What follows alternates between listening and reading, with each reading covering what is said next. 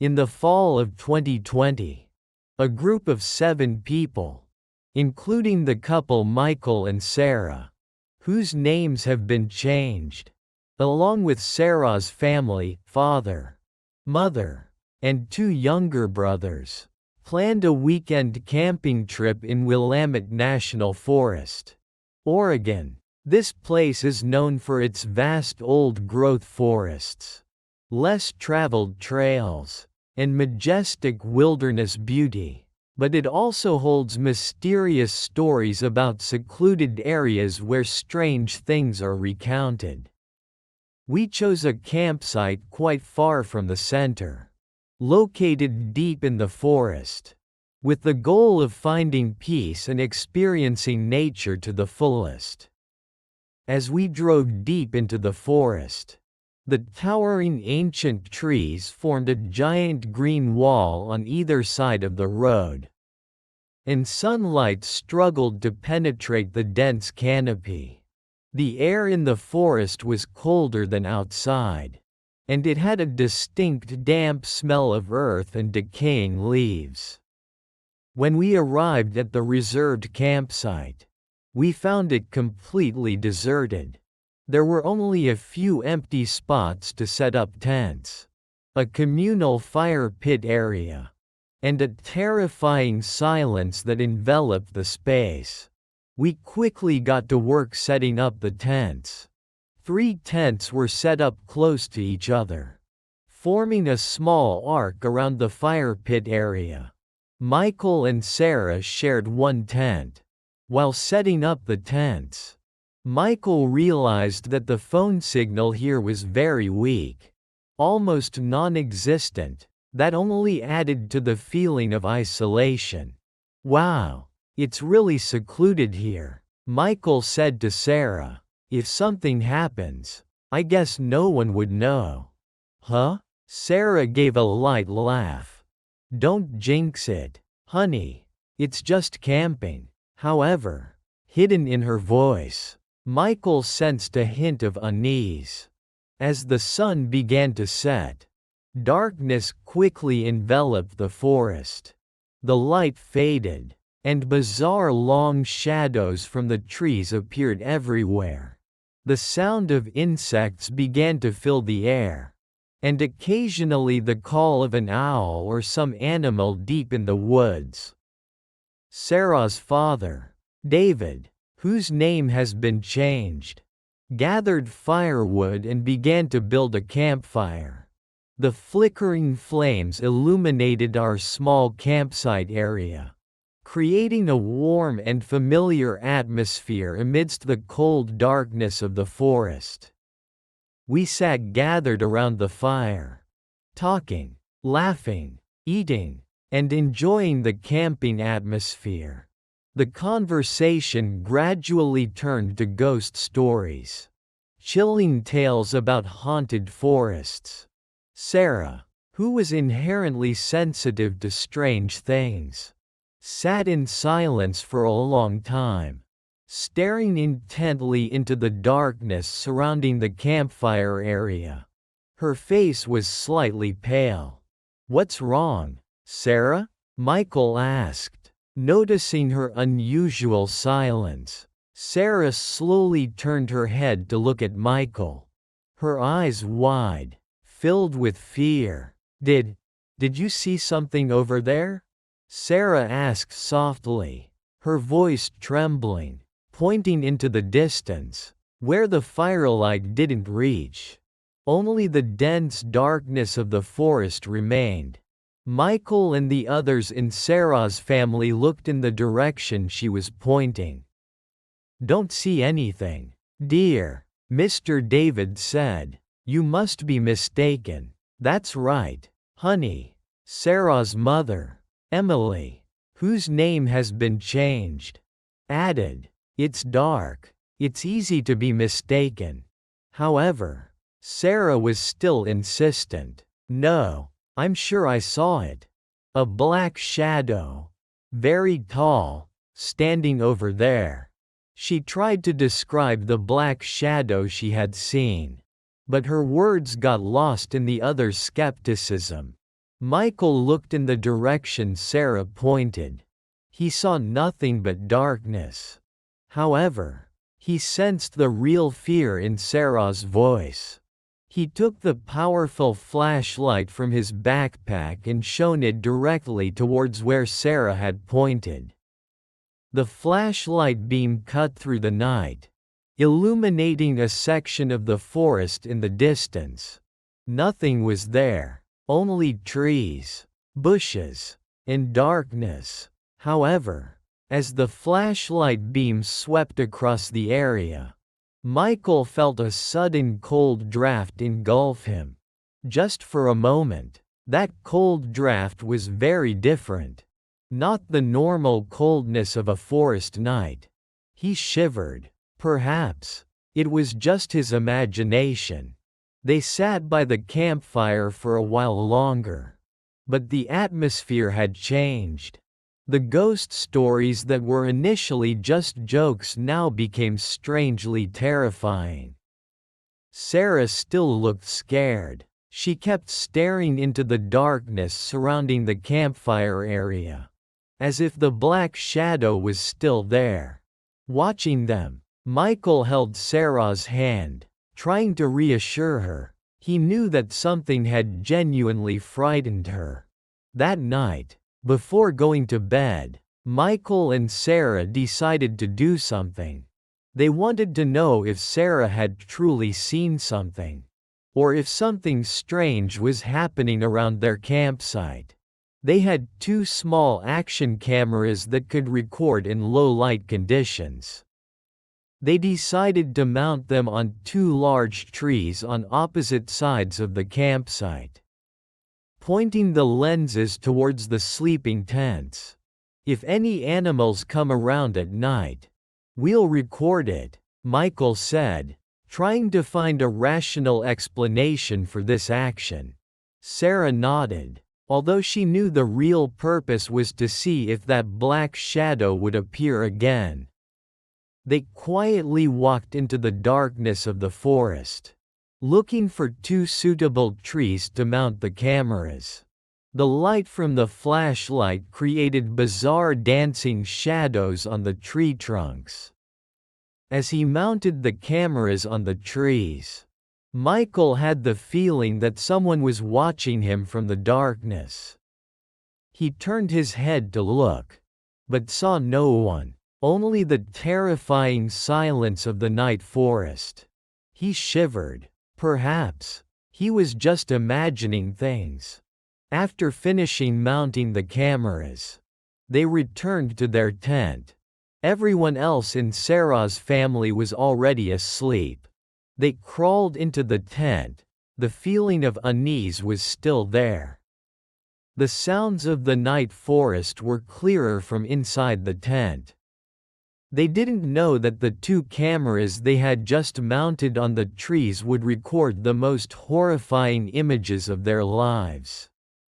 That night, the deep forest had welcomed us, and something evil had been watching us from the darkness. We crawled into the sleeping tents, trying to push aside our unease and fall asleep. Outside the tents, the darkness of the old forest enveloped the campsite.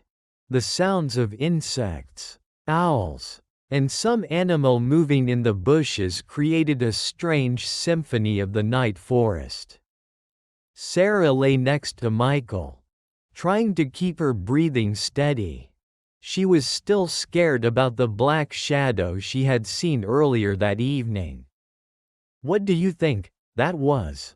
Sarah asked softly, her voice trembling. Michael held Sarah close, trying to reassure her. "I don't know, honey. Maybe it was just an illusion. It's dark. It's easy to be mistaken." But Michael didn't completely believe his own words. He still remembered the sudden cold feeling and the unease when he shone the flashlight towards where Sarah had pointed.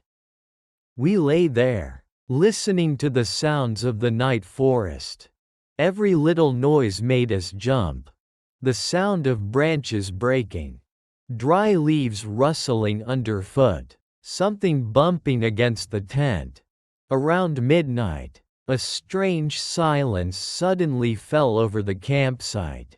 The sound of insects stopped. The animals in the forest also went silent. A deathly and terrifying silence. Michael and Sarah were wide awake. They looked at each other in the darkness of the tent. "Do you hear that?" Sarah whispered. "It's so quiet." Michael nodded. This silence wasn't normal. It was as if something had made all the living creatures in the forest go silent out of fear.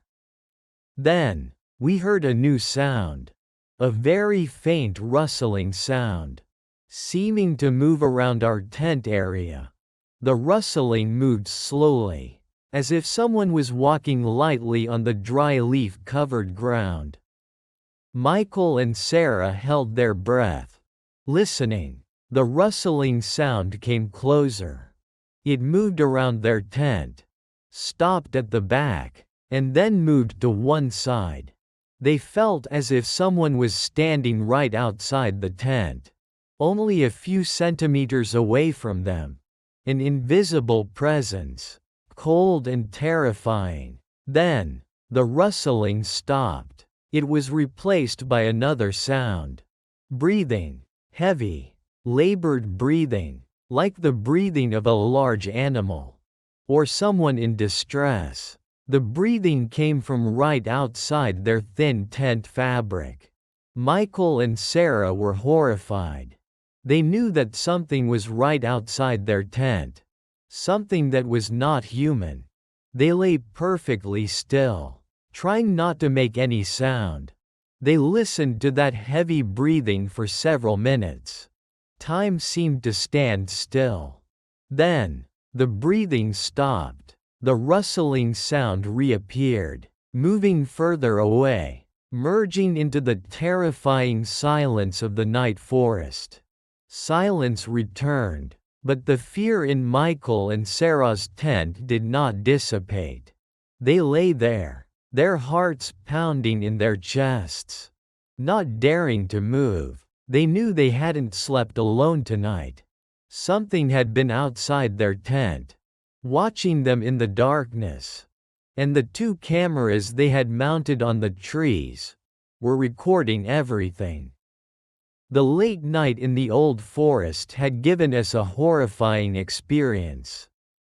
A reminder that we had entered a place that did not belong to this world. After the terrifying late night, dawn finally arrived, bringing faint light through the thick canopy of trees. The sound of birds singing began to return, somewhat dispersing the eerie silence of the night before. We got out of our tents, our bodies tired and our minds stressed. The fear from the previous night still haunted us. Mr. David and Mrs. Emily, along with Sarah's 2 younger brothers, also came out of their tents. They seemed fine. Perhaps they didn't hear what Michael and Sarah had heard. "Did you sleep well last night?" Mrs. Emily asked, her voice cheerful. Michael and Sarah looked at each other. They didn't know how to answer. They didn't want to scare everyone.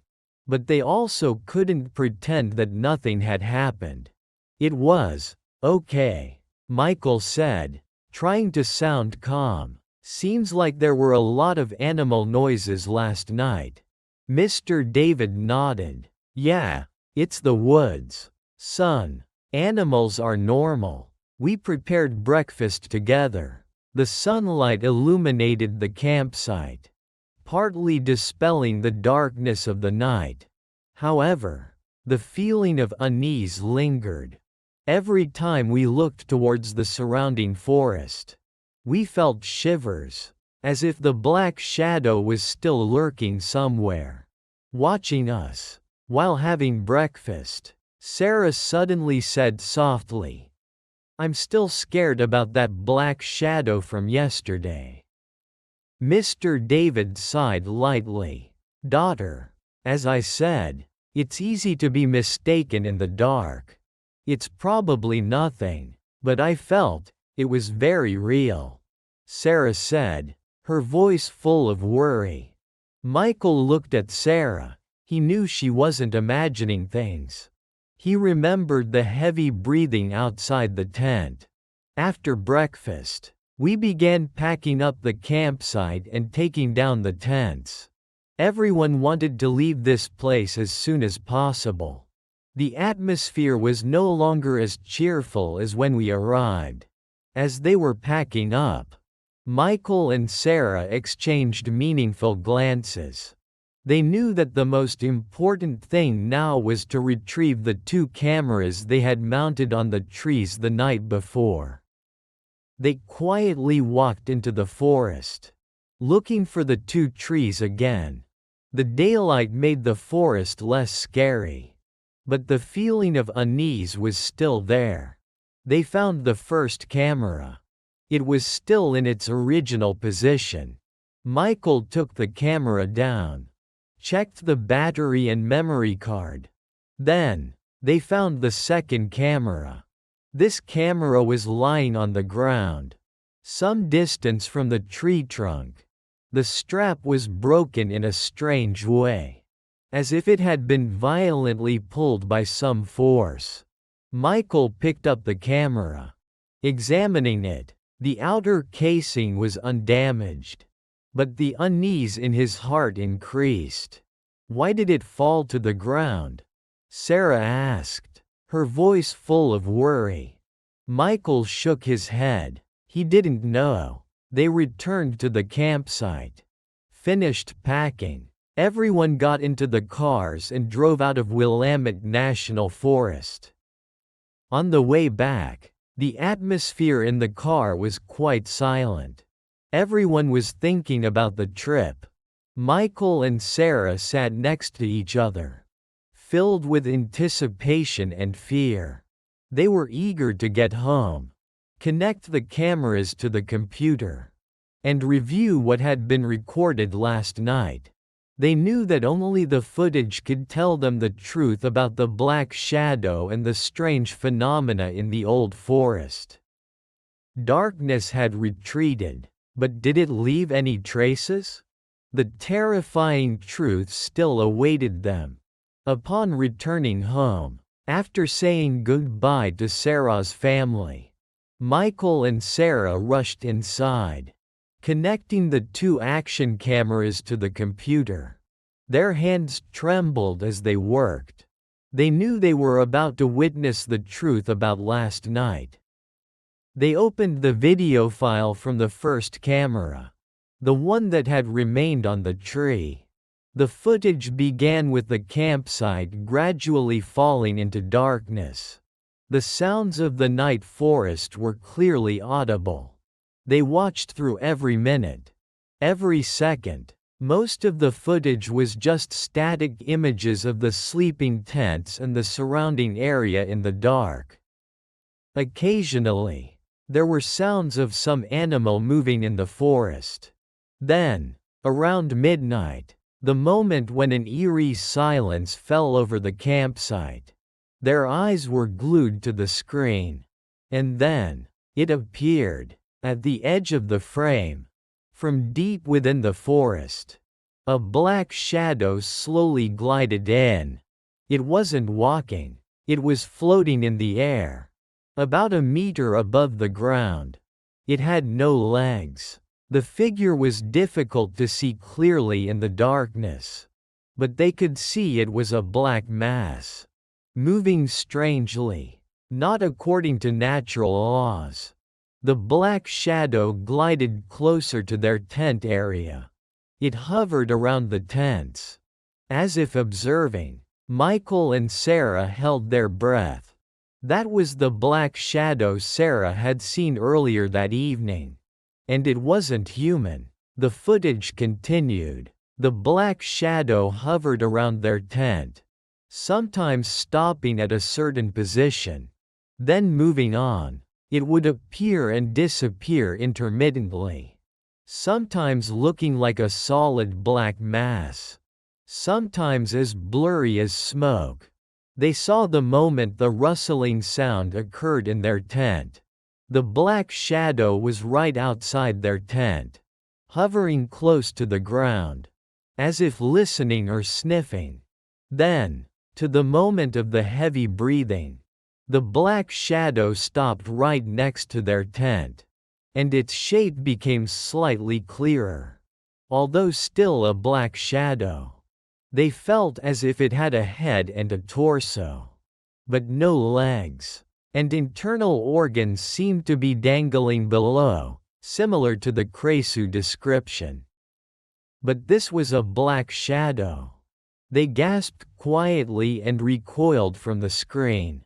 The sight was too gruesome.